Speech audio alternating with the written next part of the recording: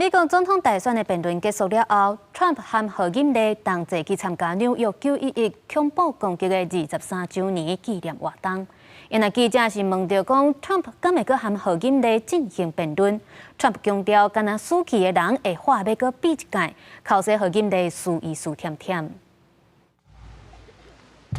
庄严肃穆的仪式，911事件发生在纽约世贸中心柜顶举行恐怖攻击23周年纪念活动。官方悼念仪式自早起8点半开始，由罹难者的家属一个朗读要甲3000位罹难者的姓名，并且用默哀的方式对历史时刻表达悼念。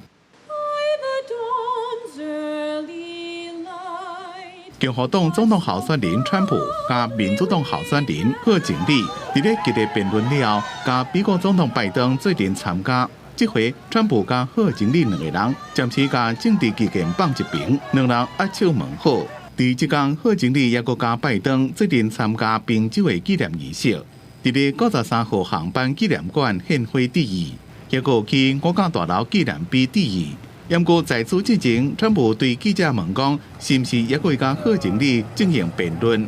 川普是讲，只有死的人才会话讲，搁要比一遍。It's like a fighter. When a fighter has a bad fight, gets knocked out, or loses the fight, the first thing he says is, "We want a rematch." So we won the debate according to every poll, every single poll. I think that are we going to do a rematch? I just don't know. But we'll think about it. I would do NBC. I'd do Fox too. 贺锦丽顶夜伫咧辩论了，随发声明，搁再录第2场的证书，和川普口舌讲，是因为贺锦丽输了伤过凄惨。贺锦丽的团队是讲，会用伫咧10月举行另外一场辩论，并且讲民主党已经传好进行第2场的辩论。公司新闻张伟林编辑。